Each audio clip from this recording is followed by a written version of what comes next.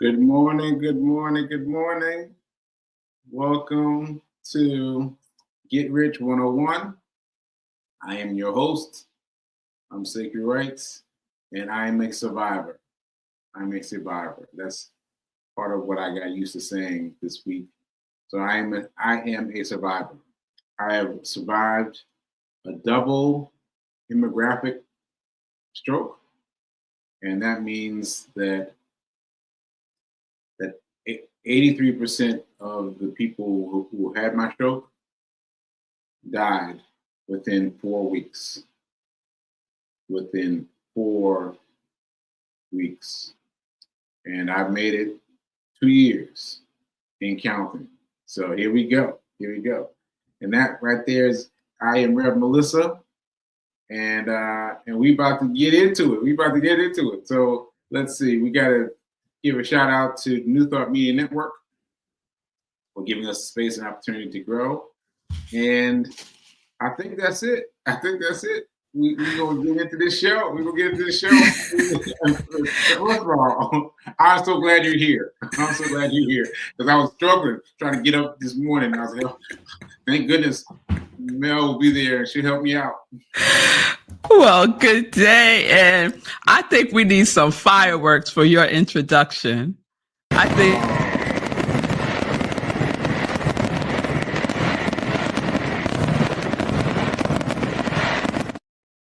survived a stroke where the majority of the people died within 4 months. You know what? See, you invited me to speak to it. Fee has been calling me her hemorrhagic stroke person. And she's been introducing me this way. And it took me a long time. I just assumed this is another way of saying, some kind of stroke. But it took me the longest time before I Googled it and looked it up myself. Yeah. And I looked at it and I said, oh, I had to kept closing the computer. The computer, open it again, close the computer. And so folks, in case you missed what I said, a single hemorrhagic stroke person has an 83% chance of dying within 4 weeks. 83% 4 chance. Weeks. Wow. And I had a double. So really, for me, it's 8.5%. Really, like if you really want to get down to it, I mean, I survived on 8% chance. That's incredible. That is incredible. Yeah. Ashe. Oh, I could say so much about that, Sekou, but what do you want to talk about today? Go ahead. Let's go. Because it really rocked me. Because this is like a weekend. I mean, I've had a stroke for 2 years, but me getting into hemorrhagic stroke has just been a week, and I've been like, I've been tripping. Yeah. So go ahead, man. What you got? What comes to my mind is not too long, maybe 6 months or so, not even that long after you had the stroke, you would say, and I don't know if you recall saying this, but you would talk about how you prepare for your future self. Mm. And so there were all these things that you were doing before you had the stroke, like writing Hack Your Pain, like stopping drinking, like really getting serious about your spiritual practice and your relationship with the Most High, like walking, running, jumping rope, every single day. Every single day you were doing something physical before you had the stroke. See, some people don't know. They think that Sekou started running every day after he had the stroke. But let me tell you something. He started this journey long before he had the stroke. It got serious, Sekou. Yeah. In 2019, 2020. 409 days before the stroke. Yes. 409 yes. days. Yep. So the present self that was Sekou back then was preparing himself for his future self, the Sekou who had 2 strokes. Woo. And this is Sekou, boy. This is like but see, this is the thing. We think that we need something, and some of us do, need something dramatic and traumatic to occur before we step fully into what is ours to do. And Sekou, you had stepped into what is yours to do before you had the stroke. And so I just want to remind you of that, because there's a lot of emphasis that is put on after you had the stroke. But I'm a witness. I'm a witness to how you were preparing yourself. You didn't know for what, right? For what? Who would have guessed that it would have been a stroke? Right? 8% chance. Come on. 8%. And the doctors told me ultimately that if I hadn't been running, that would have been it for me. If I hadn't been running 409 days, I would have been checked out on the 409th day. That's right. That would have been not drinking alcohol for, I think it was like 2 years, but at that point or something like that. Something like that. So a happy kidney, happy liver, happy heart. You know, come on now. But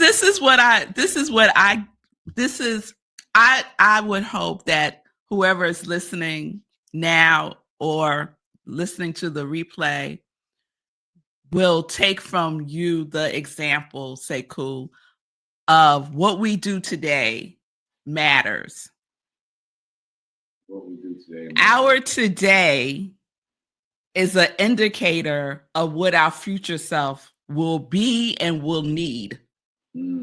Because you didn't know this before you had the stroke. You didn't know everything that you were doing every day as a commitment consistently and this boy, let me tell y'all. Let's talk for a minute. Let's talk. Rain, snow, tornado. I'm not exaggerating when I say tornado. He would be out in the streets, running, walking, jumping rope, doing push-ups, y'all. Like he was all in. He was all in. And so, you know, today is January 1st. It's the new year. And, you know, that first day of January, everyone's all hyped and they all in, right? And then January 2nd come. Right. It gets iffy. It gets real iffy.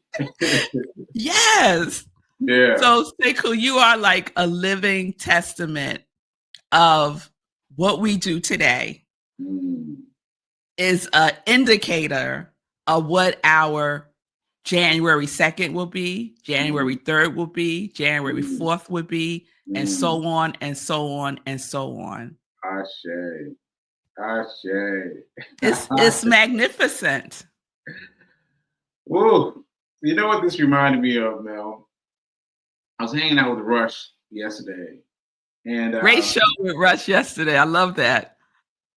Completely random.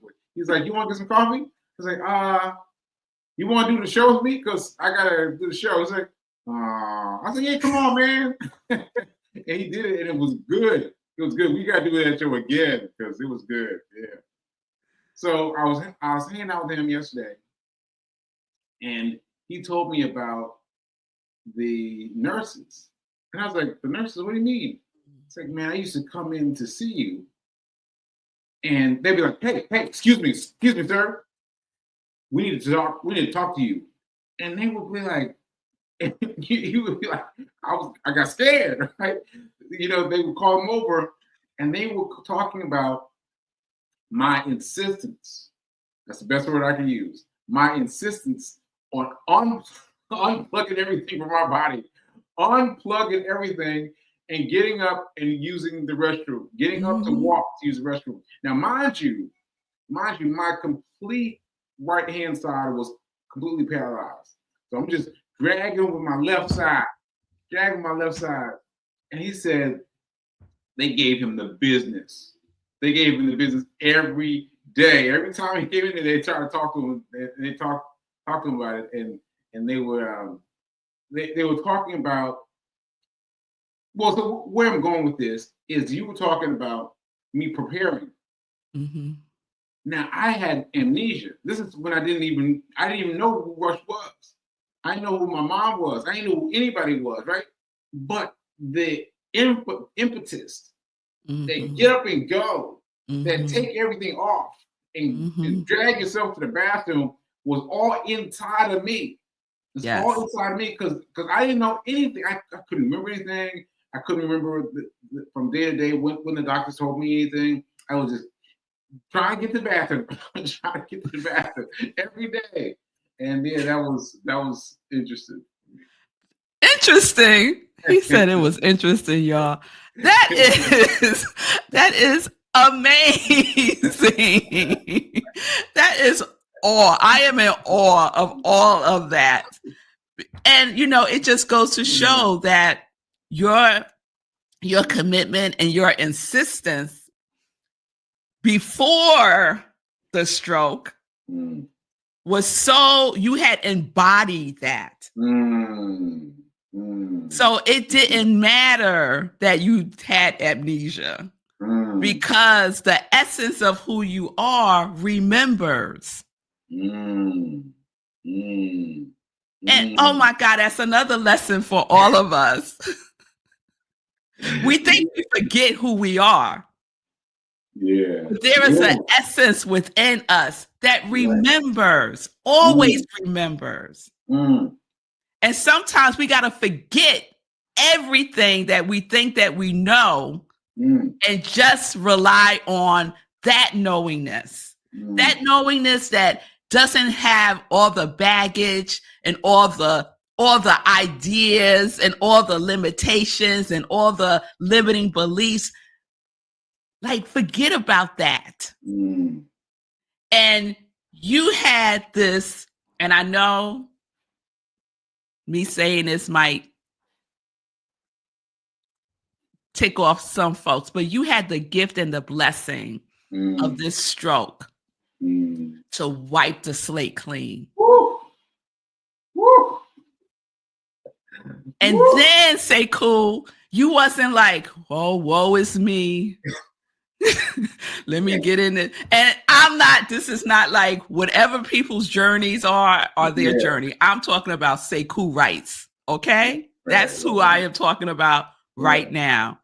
You made up your mind, your divine mind, your all-knowing mind. Right. To take all that stuff off and drag yourself to that bathroom and refuse to get in that wheelchair. Come on now. Yeah, because no one told me. Let me rephrase. They might have told me what was going on with me, but I couldn't recall it. So I did not know anything. So every day I'm waking up and still doesn't work. I think I'm gonna go to the bathroom. I think I'm gonna go, and this was after I discovered the wires and everything was set up for me not to have to move. I was like, nah, I think I'm gonna go anyway. And I had to wait until the coast was clear. I had to wait until all the nurses were gone. I had to go fast. Yes. And so you're speaking to me. You're speaking to me because I mean the essence of who I was had been so ingrained in me that I was willing to fight for this that I didn't know. That even with under the heat of amnesia, I could still focus on something I had to do. And so Rush was saying that the nurses were saying, look, you got to get him to stop. You got to get him inside. And Ralph was saying, well, it sounds like he's a miracle. And Yes. he's like, what? He's like, yeah, it sounds like to me he's a miracle because he's doing all these things that he's not supposed to be doing. And they're like, no, but he needs to not be doing that. It's like, yeah, I think we got a miracle. I was like, wow. Wow. Shout out to Rush. Shout out to Rush. Right? For holding that vision of yourself for you as well. And shout out to Mama Sekou. Yeah. Oh my, okay. Mama Sekou. I got some clarity the other day when Sekou was talking about the stroke and how he didn't know for the longest time that he had a stroke and was shocked when finally. Did not know. It was a gym counselor who was reading everything, just checking my name, address, stroke. I was like, stroke? That was my reaction, just for those who didn't know. But for us, the ones who are like, who love you, the ones who are used to talking to you every day, getting texts from you every day, for those of us, we were like, what is happening? Right. What happened to him? And your mother was like, I think Mama Sekou sent me a video from YouTube. Maybe a week or two later that said what it was. But by then I was like, it doesn't even matter anymore what it is. I'm just glad that he's alive. Right. And I know that he's in the hospital. Right? Because your mom, Mama Sekou, was on radio silence. Yeah. She refused to name it. Yep. Refused to name it. And that was such, at the time, Sekou, I could not understand that. Yeah. But I understand it now. Yeah. She refused to name it. She refused to put a label on you. She refused to have you identify yourself as this thing. Yes. Because I would have put all my things in it. All those things that are affiliated with stroke would have put in, because they started. When that woman started reading my chart, she said stroke. And I was like, stroke? My mom was right here. And she didn't say anything. And I said, okay. All right, you got a couple seconds, Sekou. You got a couple seconds. You got to stand up or fall back. Let's stand up. Yes. Let's stand up. Yes, ma'am. Check mark next to the stroke. Move on, please. Yes. Let's go. And your Mama Sekou is brilliant. That is a mother right there. Because not only did she not plant that seed in your mind, she didn't plant the seed in my mind either. Right. Because I have an experience of my husband had a stroke. Right. So I have that picture of what it is and what I would have laid that right on top of you. Right on top of you, because that's what I know. That's my experience of a stroke. But because she didn't name it, Mama Sekou, I could get up and do a dance right now. Because she didn't name it, she left it open for all, not just all, infinite possibilities. She gave you so much room to recreate yourself. Right? And my goodness. Get me within 8%. 8% of all the 95% out there. To get me to 8%. And I'm still here. And we're just talking about survival. We're just talking about survival. With all the different things wrong with them, but survival as a fully formed human being, like, that's incredible. And I'm giggling because so Sekou had the stroke July 14th, 2022. Marco and the girls and I went to Martha's Vineyard. In August, we go every year in August towards the end of the month. of August, and Sekou's father, Papa George, has the Morrison Golf Classic, the family golf classic.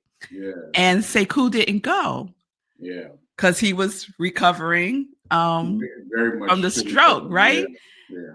And so since we were out there, I went to represent him, right? Which is hilarious because just about everyone that was there was his family, right? Okay. But I'm going to represent him, right? So I go. It was on Cape Cod.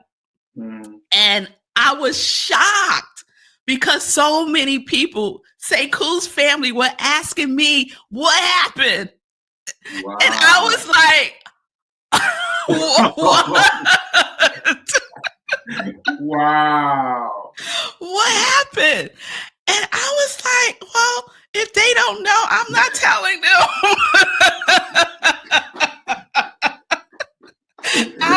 I don't know what this is about. I don't know what I done stepped into. But if they don't know, I'm not telling them. So right. I would just say he's doing great.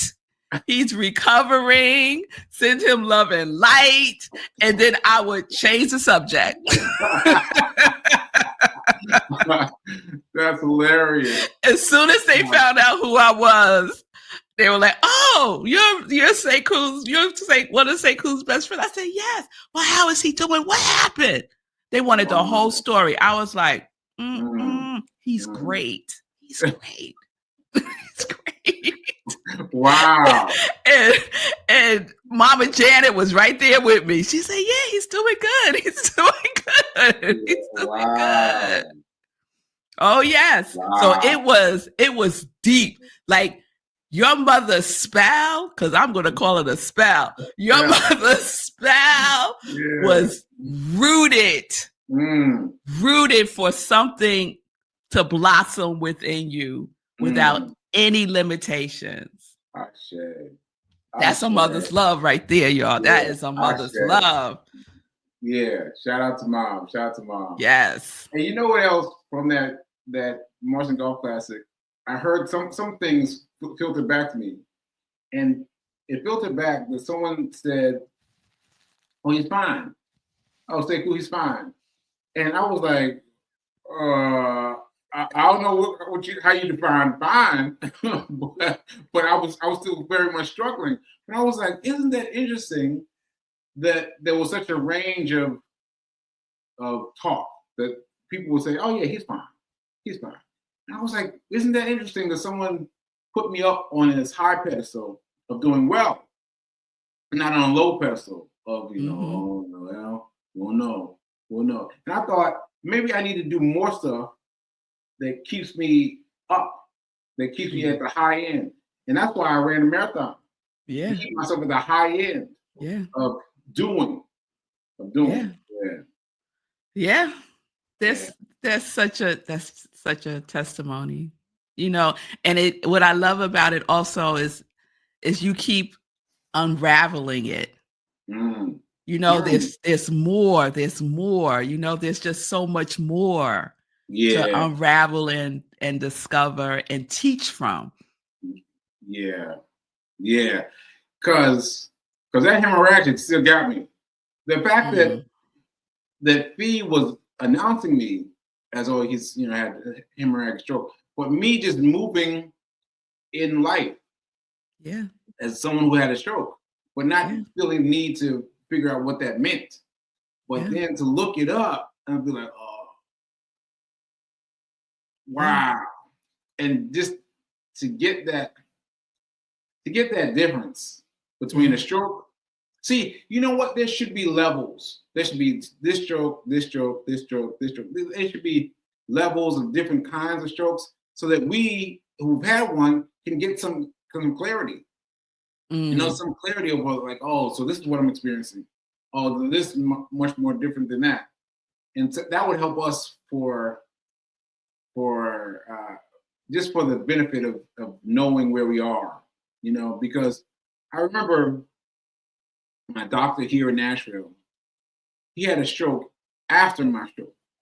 He had a stroke after mine. And I found him at random. I was up there at the hospital talking to someone else. I was coming out And he came walking by. I was like, doctor?